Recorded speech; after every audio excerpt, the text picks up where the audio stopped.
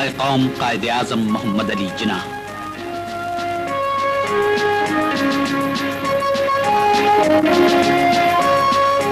بر صغیر میں مسلم نشت ثانیہ کا سب سے بڑا رہنما، وہ قائد جس کی ولولہ انگیز قیادت میں 14 اگست 1947 کو پاکستان دنیا کے نقشے پر نمودار ہوا۔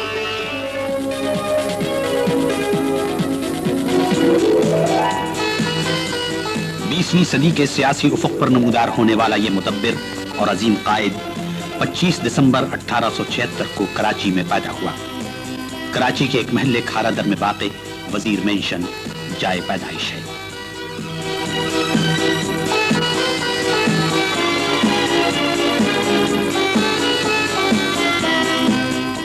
چرچ مشن اسکول، سندھ مدرسۃ الاسلام اور لنکنز ان جیسے علمی گہواروں میں ان کی فکری تربیت ہوئی۔ دانش و آگہی کی فروزاں راہوں اور سیاست کے پیچ و خم سے گزرتا ہوا بر صغیر کے مسلمانوں کا یہ قافلہ سالار اپنی قائدانہ صلاحیتوں، بصیرت، حکمت و دانائی اور نظم و یقین کے ساتھ انہیں اس منزل پر لے آیا جہاں غلامی کے دھندل کے چھٹ رہے تھے اور آزادی کی صبح درخشاں طلوع ہونے والی تھی۔ 1940 کی قرارداد پاکستان بر صغیر کے مسلمانوں کی اس جد و جہد کا نقطۂ عروج تھی جس کی قیادت قائد اعظم نے تقریباً 3 اشروں سے اس طرح کی تھی کہ ولولے جواں تر اور عزم راسخ تر ہو گیا تھا۔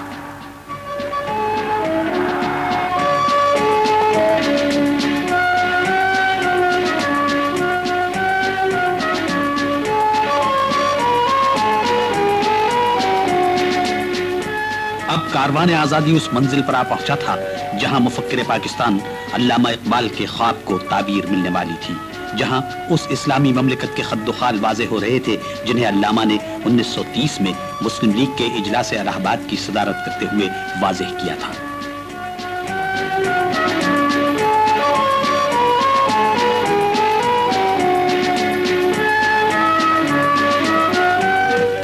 اور پھر اگلے 7 برسوں میں حصول پاکستان کی جد و جہد روز بروز زور پکڑتی گئی۔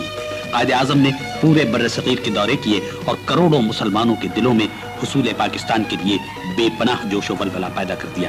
ہر جگہ لوگوں نے قائد اعظم کی ولولہ انگیز قیادت میں پاکستان کے حصول کے لیے بڑی سے بڑی قربانی دینے کا عہد کیا۔ منزل ہر چند بہت نزدیک تھی مگر راستہ کٹھن۔ 1942 میں برطانوی حکومت نے سر اسٹیفرڈ کرپس کو بھیجا۔ کانگریس حکومت خود اختیاری اور قائد اعظم مطالبہ پاکستان کی منظوری چاہتے تھے۔ بات چیت ناکام ہو گئی۔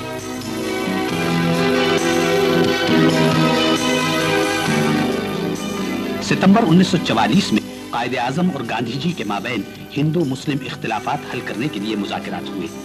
16 دن تک جاری رہنے والی یہ بات چیت کسی نتیجے پر پہنچے بغیر ختم ہو گئی۔ شملہ میں وائسرائے لارڈ ویول نے بر صغیر کے سیاسی رہنماؤں کی کانفرنس بلائی اور مرکز میں عارضی حکومت بنانے کی تجویز پیش کی، مگر وزارت میں مسلم نشستوں پر سمجھوتا نہ ہو سکا۔ قائد اعظم کا کہنا تھا کہ مسلم لیگ مسلمانوں کی واحد نمائندہ جماعت ہے اور سارے مسلم وزیر اسی کے ہونے چاہیے۔ اپنے دعوے کے ثبوت میں انہوں نے عام انتخابات کا مطالبہ کیا۔ وائسرائے نے عام انتخابات کا اعلان کیا۔ 1946 میں پورے بر صغیر میں عام انتخابات منعقد ہوئے۔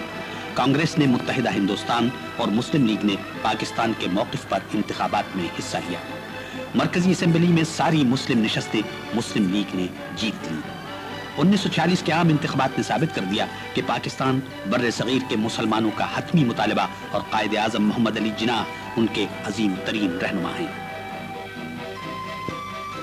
کیبنٹ مشن کے بر صغیر کے سیاسی رہنماؤں سے مذاکرات کے نتیجے میں فوری طور پر عارضی حکومت کے قیام کے منصوبے میں پاکستان کی بنیادیں موجود تھیں۔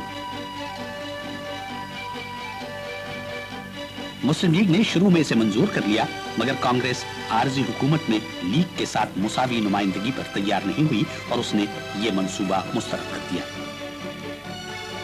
7 سال کی مختصر مدت میں قائد اعظم کی سیاسی بصیرت، ان کے آہنی عزم و ارادے اور ان کی مدبرانہ اور ولولہ انگیز قیادت میں اٹھنے والے ہر قدم پر منزل نزدیک تر آتی گئی۔ مارچ 1947 میں لارڈ ماؤنٹ بیٹن وائسرائے ہو کر آئے اور بالآخر برطانوی حکومت نے بر صغیر کے مستقبل کے لیے وہی حل پیش کیا جس پر قائد اعظم اتنے عرصے سے زور دیتے چلے آ رہے تھے، یعنی بر صغیر کی تقسیم۔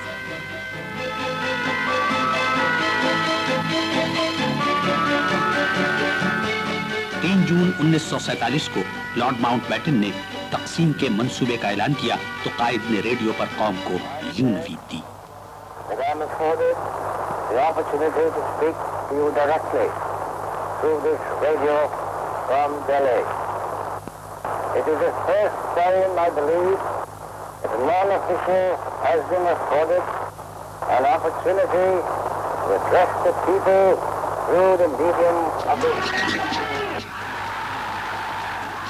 قائد اعظم محمد علی جناح نے ایک طویل سیاسی اور قانونی جدوجہد کے بعد بر صغیر میں مسلمانوں کی قائم ہونے والی مملکت پاکستان کی سرزمین پر 7 اگست 1947 کو قدم رکھا۔ عوام کا ایک جم غفیر اپنے محبوب قائد کا استقبال کرنے کے لیے موجود تھا۔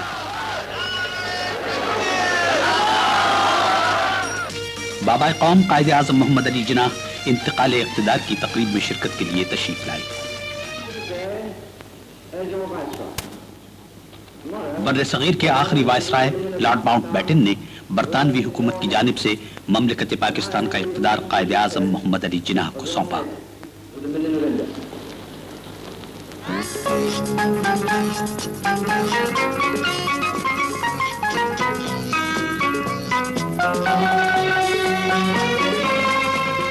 مملکت پاکستان کے سربراہ کی حیثیت سے قائد اعظم نے اپنی مختصر تقریر میں تشکر و تہنیت کا اظہار کیا اور مملکت کا اقتدار سنبھالا۔ Your Excellency, I thank His Majesty the King on behalf of the Pakistan Constituent Assembly and myself for his precious message. I also thank you and Lord Mountbatten.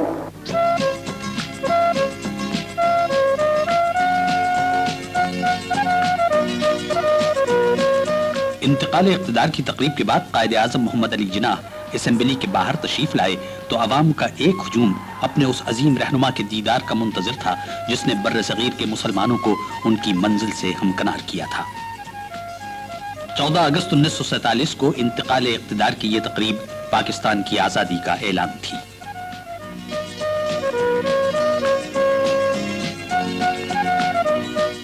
پندرہ اگست 1947 کو بر صغیر میں مسلمانوں کی نئی آزاد خود مختار مملکت پاکستان کے ارکان حکومت کی حلف برداری کی تقریب منعقد ہوئی۔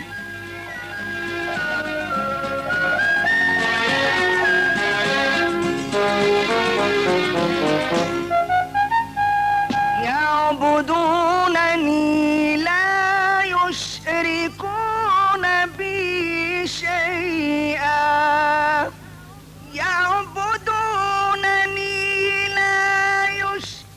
وحی ربانی کی تلاوت کے بعد بابا قوم قائد اعظم محمد علی جناح نے مملکت پاکستان کے گورنر جنرل کے عہدے کا حلف اٹھایا۔ پاکستان کے چیف جسٹس نے ان سے حلف لیا۔ قائد اعظم نے بر صغیر میں مسلمانوں کے لیے علیحدہ وطن کے قیام کا بیڑا اٹھایا تھا جہاں وہ اسلامی تعلیمات کے مطابق زندگی گزار سکیں، اور یہ عظیم مقصد انہوں نے اپنی زندگی ہی میں حاصل کر لیا۔ اتنی بڑی کامیابی بہت کم رہنماؤں کو حاصل ہوئی ہے۔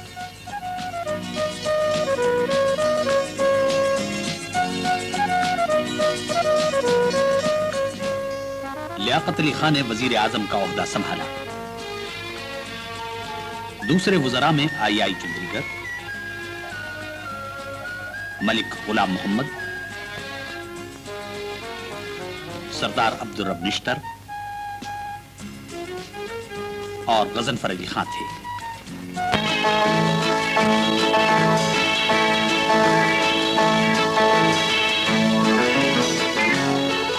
حلف برداری کے بعد مسلح افواج کے دستوں نے بابا قوم کو سلامی دی۔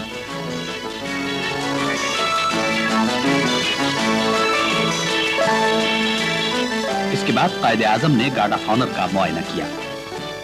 افواج پاکستان سے قائد اعظم کو جو توقعات تھیں ان کا اظہار اس تقریر میں ہوا ہے جو کچھ عرصے بعد انہوں نے فوجیوں کے ایک جلسے میں کی تھی۔ انہوں نے کہا تھا، ہمیں یہ ثابت کرنا ہے کہ ہم نئی حاصل شدہ آزادی کے اہل ہیں۔ اب آپ کو اپنی پاک سرزمین میں اسلامی جمہوریت، اسلامی معاشرتی انصاف اور انسانی مساوات کے اصولوں کے احیاء اور فروغ کی پاسبانی کرنی ہے۔ آپ اگر ایمان، تنظیم اور بے لوث فرض شناسی کے زرین اصولوں پر کاربند رہے تو کوئی شے ایسی نہیں جسے آپ حاصل نہ کر سکیں۔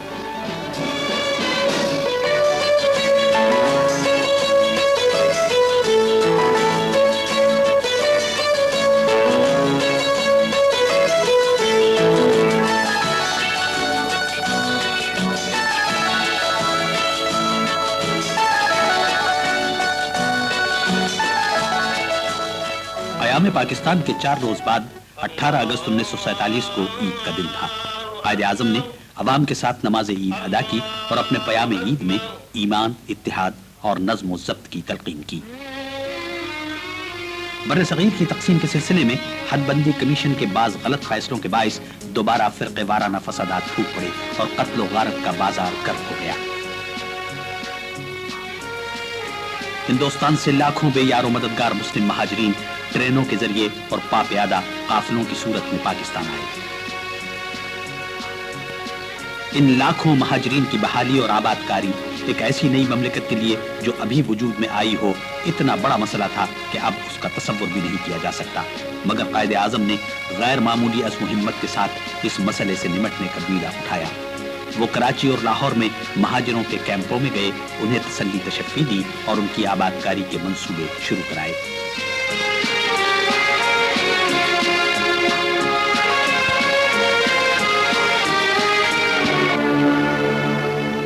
اسی اسنا میں مہاراجہ کی جانب سے الحاق کا سہارا لے کر ہندوستان نے کشمیر پر حملہ کر دیا۔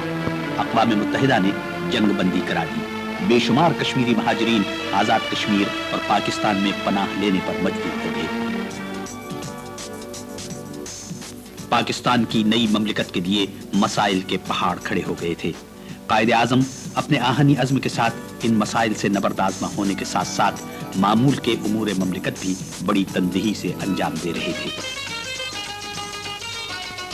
25 دسمبر 1947 کو قائد اعظم کی 72ویں سالگرہ شایع نشان طریقے سے منائی گئی۔ کراچی میں سالگرہ کی تقاریب کے سلسلے میں قائد اعظم پولو گراؤنڈ تشریف لائے۔ انہوں نے قومی پرچم لہرایا اور اسے سلامی دی۔ پاکستان کی تینوں مسلح افواج کے چاق و چوبند دستے بابا قوم قائد اعظم محمد علی جناح کو سلامی دیتے ہوئے ان کے سامنے سے مارچ پاسٹ کرتے ہوئے گزرے۔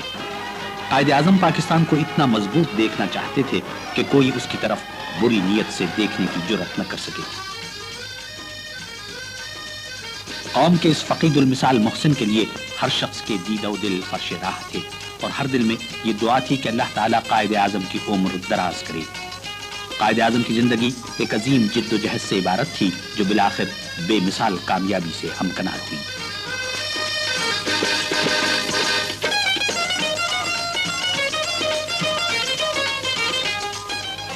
قیام پاکستان کے بعد قائد اعظم صرف کراچی میں بیٹھ کر ہی مملکت کے نظم و نسق اور دیگر قومی امور کو نہیں نمٹاتے رہے، بلکہ ملک بھر میں جہاں بھی وہ ضرورت سمجھتے تھے پہنچ جاتے تھے۔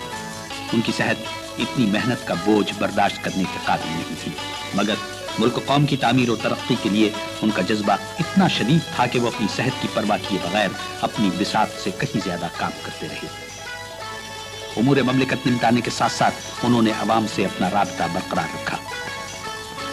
پاکستان کے حصول کے بعد قائد اعظم کی جد و جہد ختم نہیں ہوئی، اب انہیں اس نئی مملکت کی تعمیر اور اسے مضبوط و مستحکم بنانے کے لیے صحیح خطوط پر رہنمائی کرنی تھی۔ وہ سرکاری اور غیر سرکاری تقریبات میں بھی شریک ہوتے اور نظم و نسق کے مسائل بھی نمٹاتے۔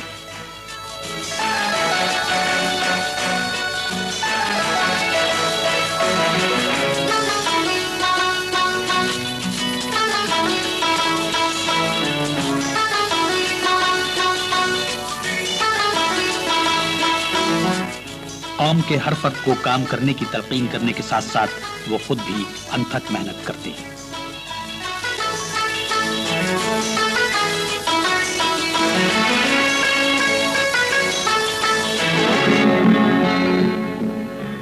قائد اعظم کے تدبر اور انتظامی صلاحیتوں کے باعث 1 سال سے کم عرصے میں پاکستانی معیشت اس قابل ہو گئی کہ حکومت اپنا مرکزی بینک قائم کر سکے۔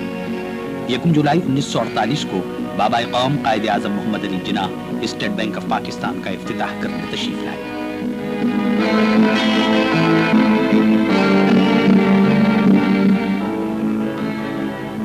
अपनी इफ्तिताही तकरीब में कायद आजम ने फरमाया कि मगरिब के माशी निज़ाम ने इंसानियत के लिए लायनहल मसाइल पैदा कर दिए हैं। हमें एक मिसाली माशी निज़ाम पेश करना है जो इंसानी मसावात और माशरती इंसाफ के सच्चे इस्लामी तसव्वुरात पर कायम हो। ऐसा निज़ाम पेश करके हम मुसलमानों की हैसियत से अपना फ़र्ज़ अंजाम देंगे और इंसानियत को सच्चे और सही अमन का पैगाम देंगे। सिर्फ ऐसा अमन ही इंसानियत को जंग की हौलनाकियों से बचा सकता है और बनी नौए इंसान की खुशी और खुशहाली का ज़ामिन हो सकता है।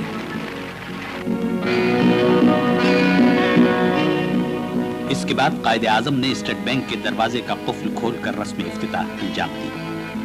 कायदे आजम की जिंदगी की ये आखिरी अवामी तकरीब थी। कायदे आजम की गिरती हुई सेहत अब जवाब देने लगी थी। उन्हें तब्दीली आबोहवा के लिए बलूचिस्तान के सेहत बख्श पहाड़ी मकाम जियारत ले जाया गया, जहां वो रेजिडेंसी में मुकीम रहे और उनका इलाज होता रहा। 11 सितंबर 1948 को कायदे आजम जियारत से कराची वापस आए और उसी रात अपनी जान आफरी के सुपुर्द कर दी। उनके जनाजे के जुलूस में सोगवारों का एक ठाठे मारता हुआ समंदर था, जिस पर गम और अलम की घटाएं छाई हुई थी। ये उस अजीम कायद का आखिरी सफर था जिसने बर्रे सगीर में मुसलमानों के अलहदा वतन के क़याम को ख्वाब से हकीकत बना दिया था।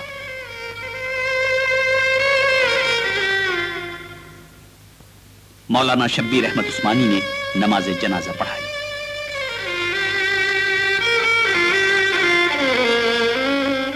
बाबा कौम कायद आजम मोहम्मद अली जिन्नाह के जसद खाकी को उनकी अबदी आरामगाह में उतारा गया तो सोगवारों के दिलों का अजीब आलम था। कायद की गमजदा बहन मोहतरमा फातिमा जिन्नाह और बेटी दीना कब्र पर मौजूद थी। बानिए पाकिस्तान को फौज ने आखिरी सलामी दी। बाबा कौम कायद आजम मोहम्मद अली जिन्नाह की आखिरी आरामगाह पर उनके चहलम तक दिन रात मुसलसल फातिहा खानी और कुरान खानी होती रही। बाद में कायद आजम के मजार पर एक शानदार मकबरा तामीर किया गया। हर रोज खासतौर पर कौमी त्योहारों और कायद आजम के यौम विलादत और यौम वफात पर यहाँ अकीदतमंदों का हुजूम रहता है, जो फातिहा खानी के साथ पाकिस्तान की तामीर और तरक्की के अज़्म की तजदीद करता है।